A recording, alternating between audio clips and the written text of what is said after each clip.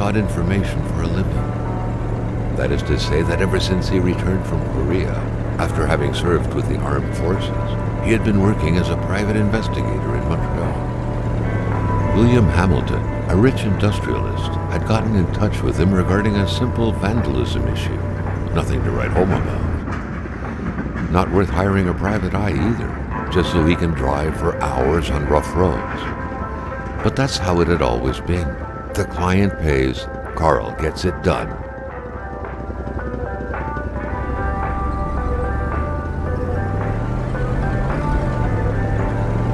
They had set up to meet at the general store, his client's business.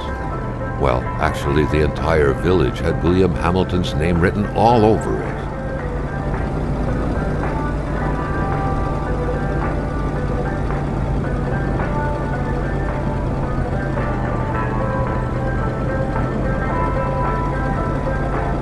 When the roads were bad, muddy, or snowed in, it was customary around these parts to close them off. But it was also customary to ignore those signs entirely and drive there anyway.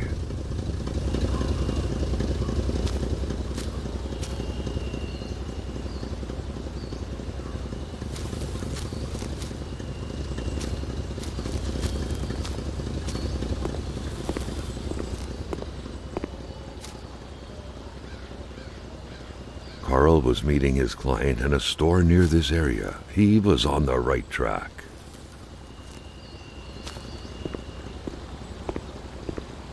Hamilton never mentioned a road-blocking barrier. Why was it needed here in the back of Beyond? That would, however, be a mystery for another day. Carl had waited long enough for someone to come and raise it.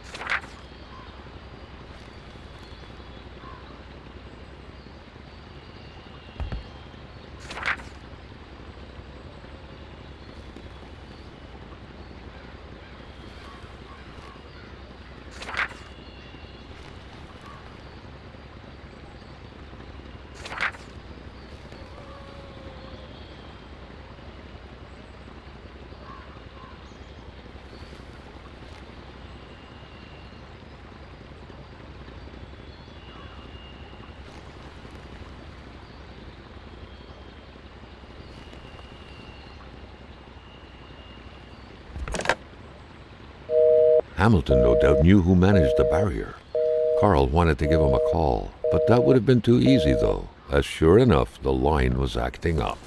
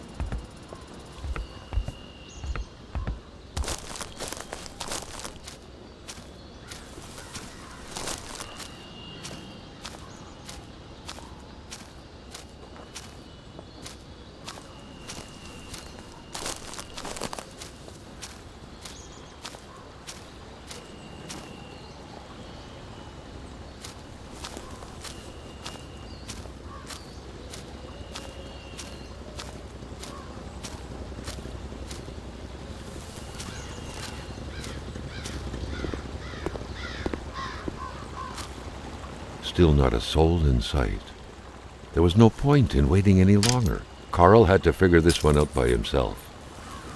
Hamilton is waiting for Carl in the general store. It was time for him to get down to business.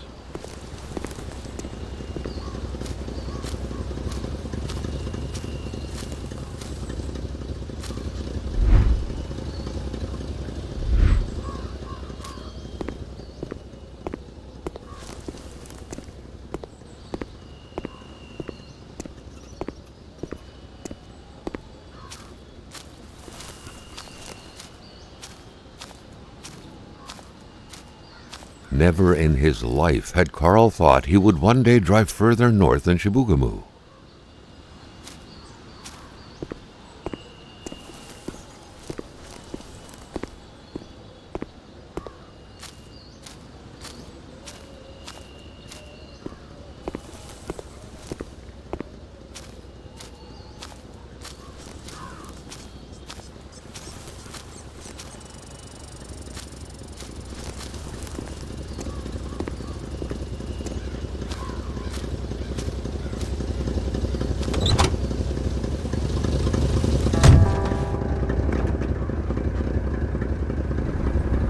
Hamilton enjoyed a lavish country house built in the very heart of the northern forests, not too far from here.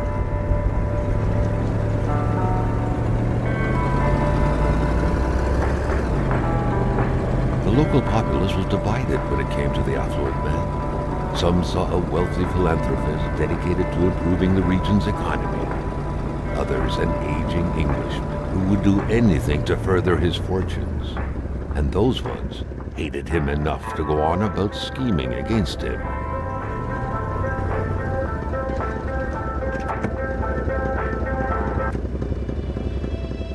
Now wasn't a good time to wander about. Hamilton was still out there.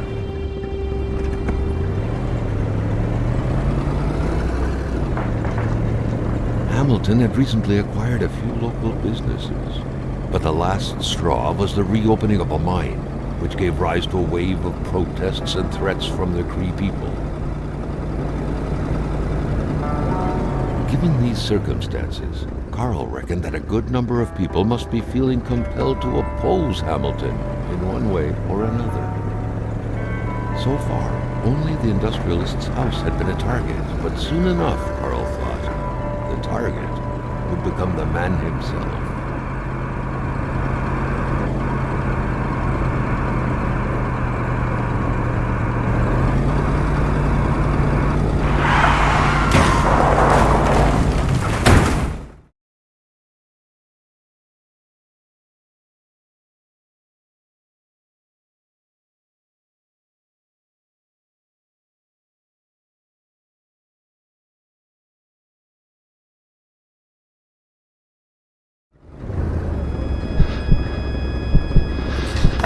Carl needed to get out of there. The cold and the pain required urgent care.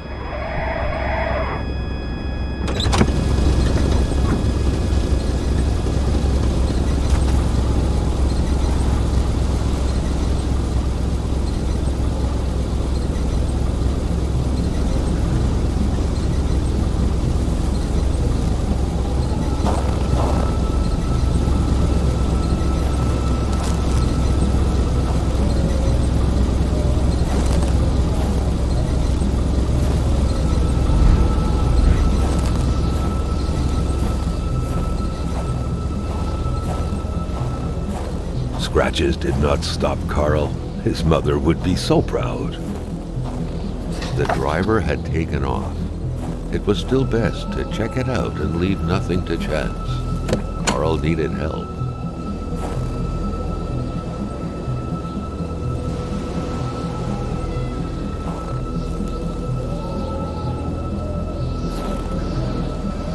It was a small, locked box engraved with the letters W.H. Carl thought about taking it. Nothing was to be left to chance. Such heart-wrenching Nordic poetry that was. But Carl didn't care much about flowery language.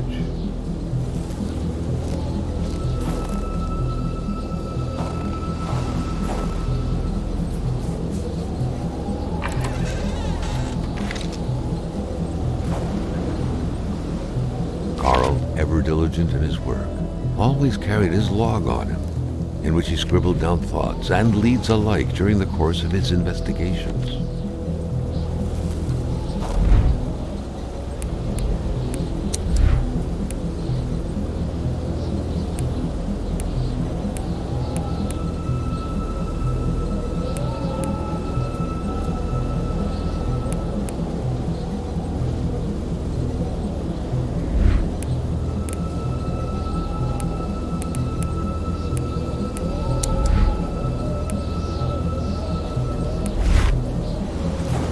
This deep in the country, his last hope was to find an abandoned garage or a farm by the roadside.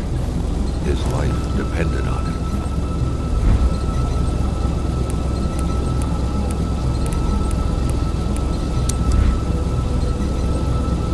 Carl, like many of his contemporaries, felt like he had more trouble breathing when he wasn't smoking. Cigarette was his own personal breathing assistant.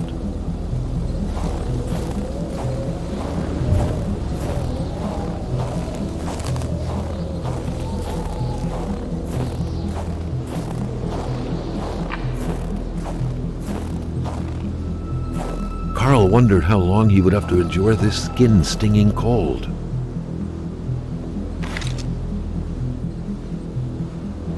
More materials were needed to stir up the flames.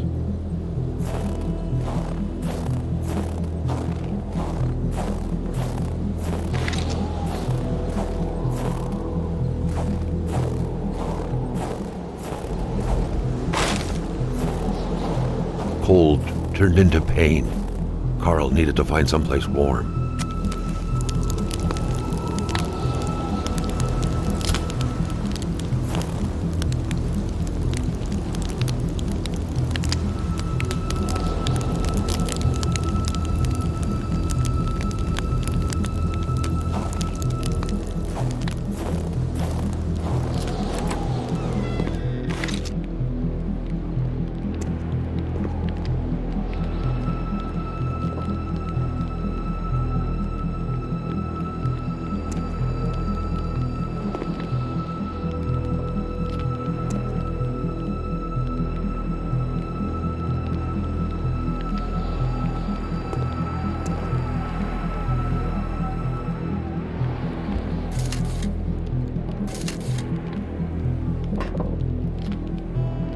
Even better than he had hoped, Carl Faubert had succeeded once more and was now on his way to new adventures.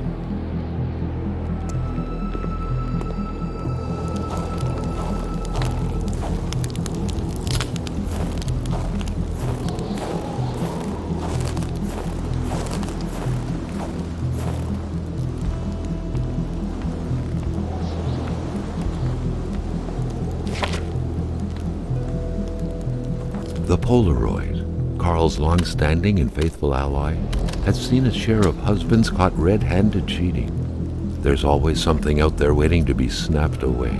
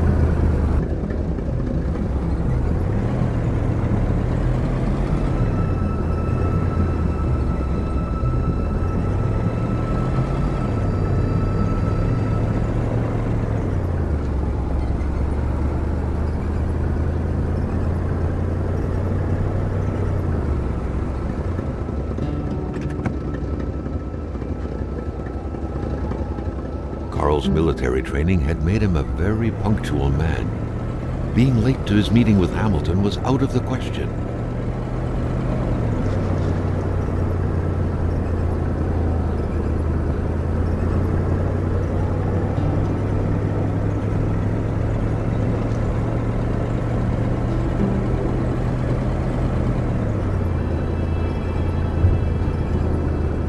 Spread out on a few acres of untouched forest, bellowing caribou, everlasting snow, and undefiled lakes, the Manistan region was no tourist hub. It was said to have been populated for millennia by Cree people, and ever since the industrial era, by the metal mining industry.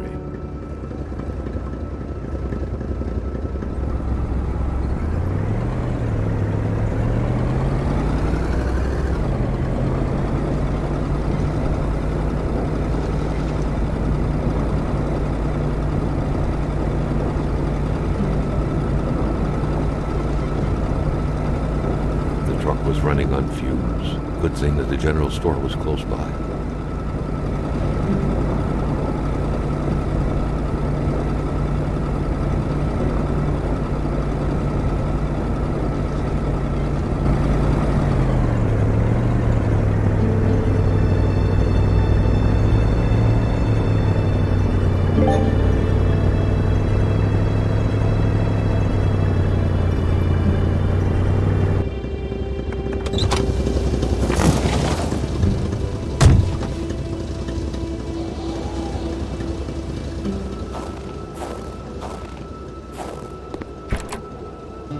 A milkman had to drive by every week to fill the bottles. The fresh milk indicated a recent visit. A milkman had to drive by every week to fill the bottles. The fresh milk indicated a recent visit.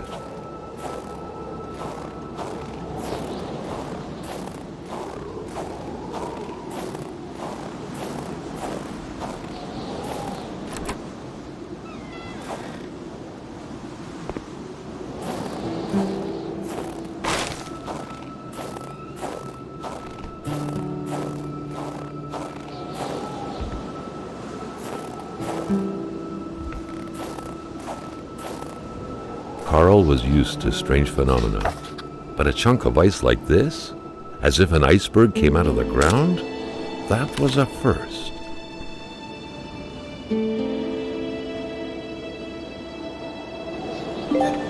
Prince? Carl found a surprise at every turn. Was the camera faulty, or was it a possible lead?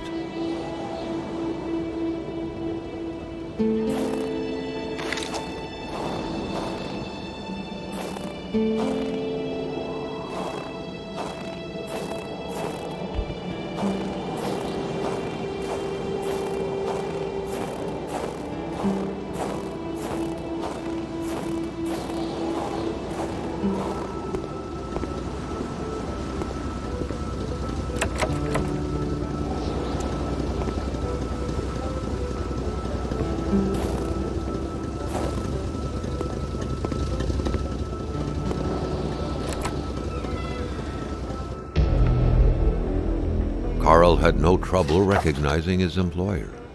He had been killed. There was no need to be a detective to figure that out. But only a detective could have noticed that the killer had to have been very close, that the fatal blow had been given before the victim even realized.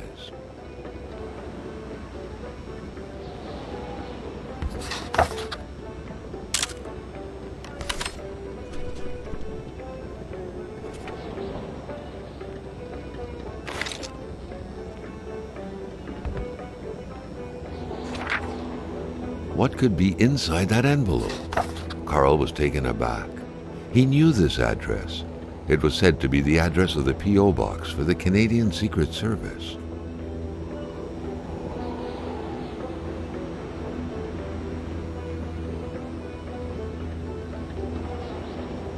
Carl felt a chill down his spine and had a terrifying realization. If Hamilton was dead, then who was going to pay him?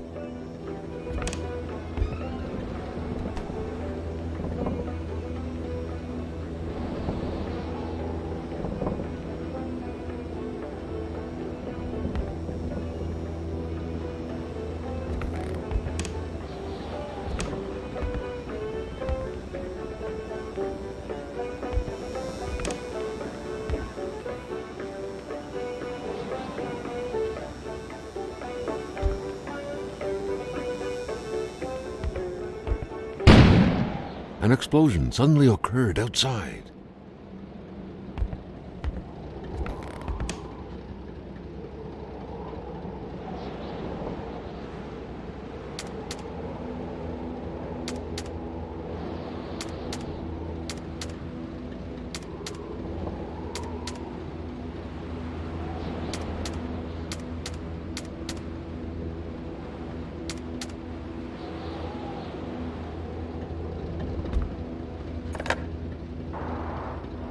The snowstorm pummeled everything in its path. Carl was not surprised when he heard no tone. Carl knew that Gilles Lachance was in charge of the general store. That made him one of Hamilton's employees. A very angry employee, as Carl could plainly see.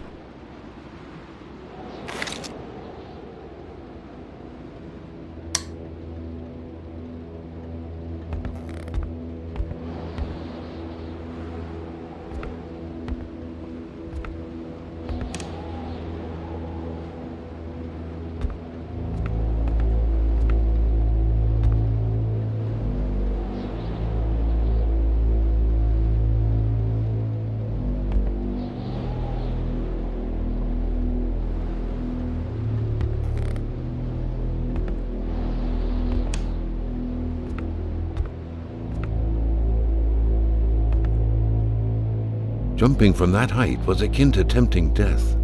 Perhaps that man on the snowmobile had seen enough of this world already.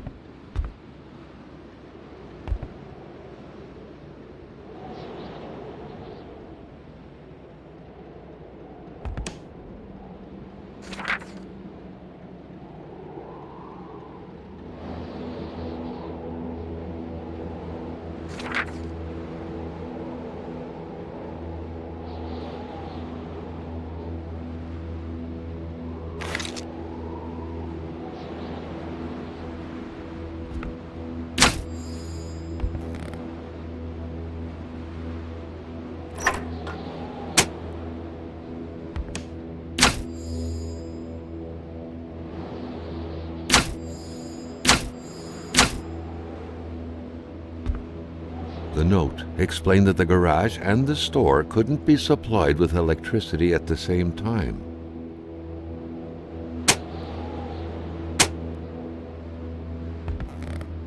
The note explained that the garage and the store couldn't be supplied with electricity at the same time.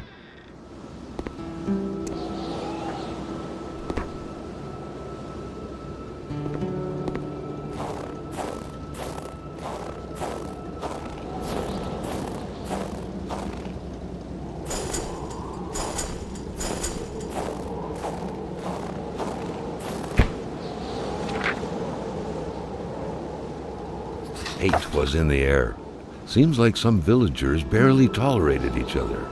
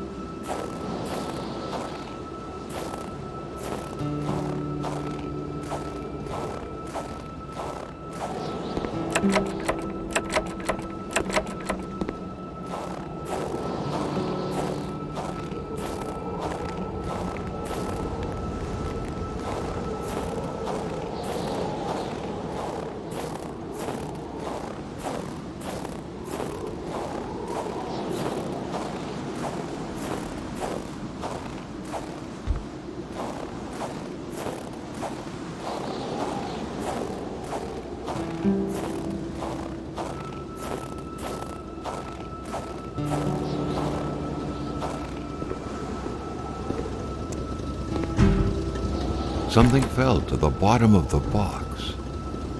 The murder weapon.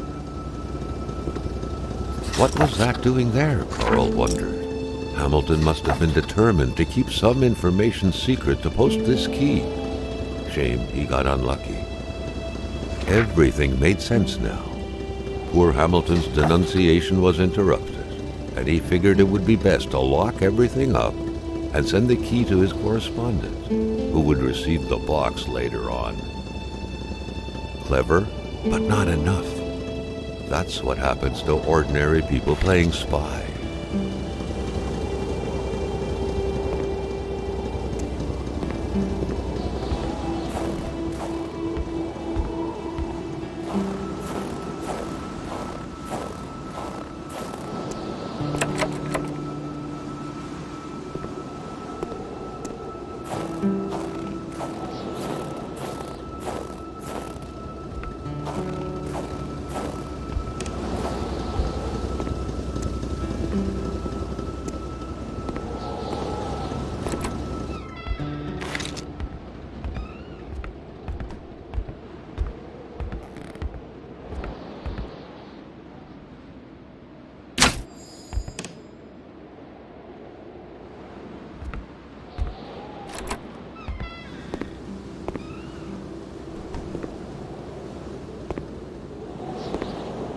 Carl was no electrician, but he could identify a wiring problem when he saw one.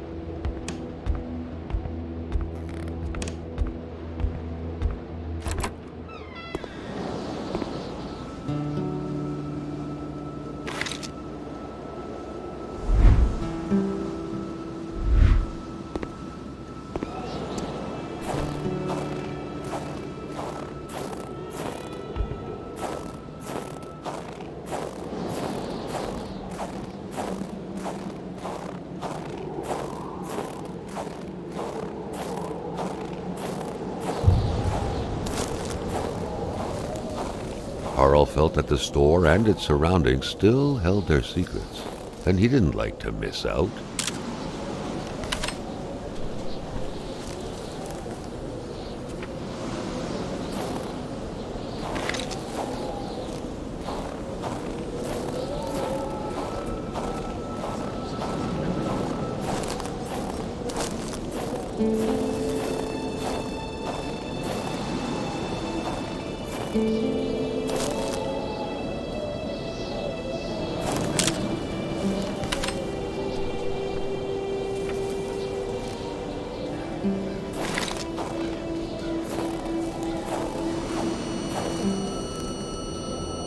Carl wondered what the hell could that thing be. It looked like a man fossilized in ice. All of a sudden, Carl felt like he was pulled inside a world of dreams, a cold, unknown dimension. Somehow, self-control was slipping from his grasp.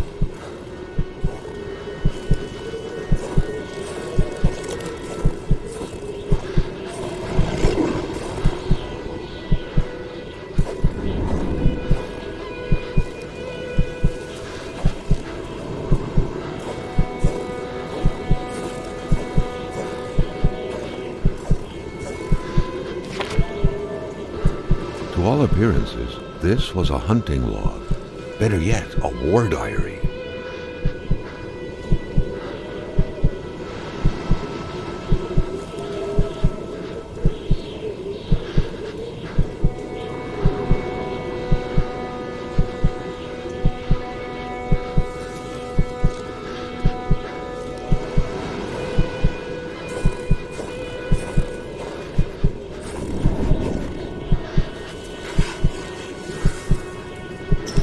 What could these engraved numbers mean?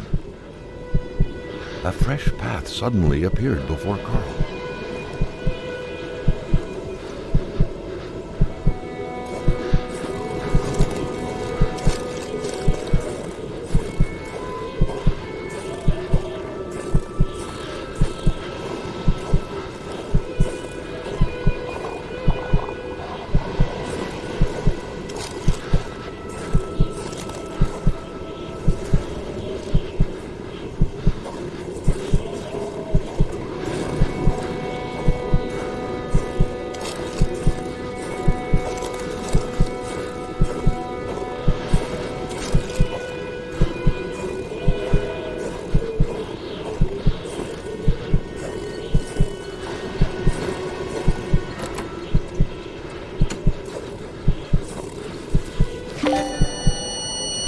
Carl had that feeling you get when you immerse your frozen hands in hot water.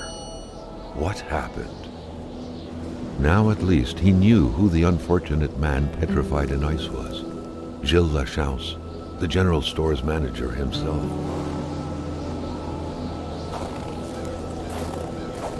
That had to be the worst parking job ever. Who was Carl to judge, though? It may be customary to park like that around these parts. Or not.